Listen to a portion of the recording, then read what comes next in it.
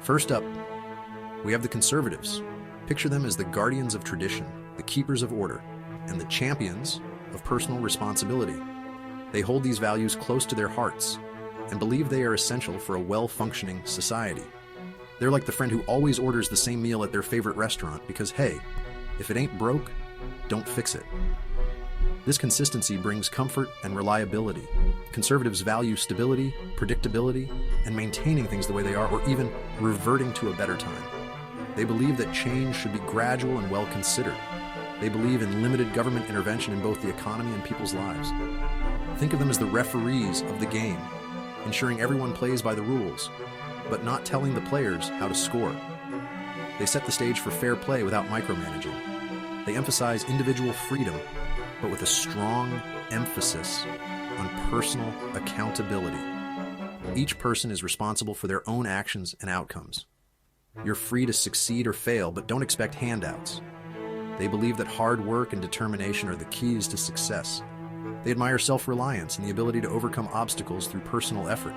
The pull yourself up by your bootstraps mentality is central to their belief system. In a nutshell, conservatives believe in preserving the best of the past while cautiously navigating toward the future. They strive to balance respect for tradition with the need for progress, ensuring that changes are not only beneficial, but also sustainable.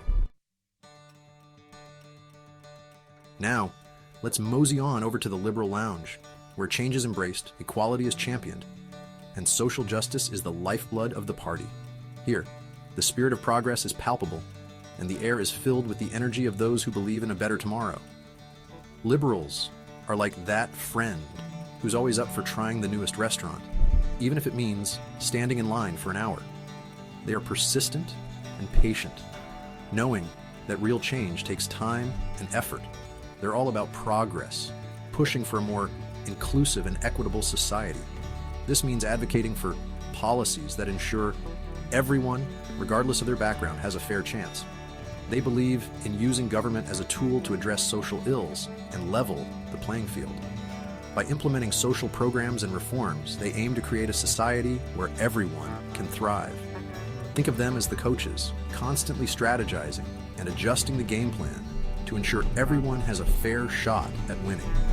They work tirelessly behind the scenes, crafting policies and initiatives that promote fairness and justice. Liberals advocate for social programs, environmental protection, and sustainable developments. They understand that a healthy planet is crucial for a just society and individual rights, particularly for marginalized groups. They stand up for those whose voices are often unheard, fighting for equality and justice. They believe in a safety net for the less fortunate, ensuring that no one is left behind. Through community support and social services, they aim to uplift those in need and strive for a world where everyone has equal opportunities, regardless of their background. Education, healthcare, and economic opportunities are seen as fundamental rights. In a nutshell, liberals are all about breaking down barriers and creating a more just and equitable future for everyone. They envision a world where diversity is celebrated and everyone has the chance to succeed. Their vision is one of unity, where every individual is valued and respected, and where the principles of equality and justice guide every action and policy. Now, let's talk demographics. You've probably heard of red states and blue states, right? Well, it's not just a fashion statement. It reflects where conservatives and liberals tend to cluster. Generally speaking, you'll find more conservatives in rural areas and the South. Think wide open spaces, strong religious values, and a deep connection to tradition. Liberals, on the other hand, tend to flock to urban areas and the coasts. Think bustling cities, diverse populations, and a constant buzz of new ideas. Of course, this is a vast oversimplification, and you'll find plenty of liberals in rural Texas and conservatives in downtown San Francisco. But understanding these general trends helps explain why certain policies resonate in some areas more than others. These two ideologies are fighting a moral match, equipped with different playbooks, but more often than not fighting for the same or similar goals. So let's talk about morality, folks. Both conservatives and liberals care deeply about doing what's right, but often from different angles. Conservatives tend to emphasize individual responsibility and traditional moral codes, often rooted in religious beliefs. Think of it as a rule book passed down through generations, guiding their sense of right and wrong. Liberals, on the other hand, often prioritize empathy, compassion, and a more fluid approach to morality, adjusting belief systems and reshaping cultural norms. They're more likely to question traditional norms and advocate for change based on evolving social values. It's like they're constantly updating their moral software to adapt to the changing world. Despite their differences, both sides genuinely believe their values are better for society. It's just a matter of perspective, like arguing whether pineapple belongs on pizza. For the record, it totally does. Or does it? It does. I've made the call.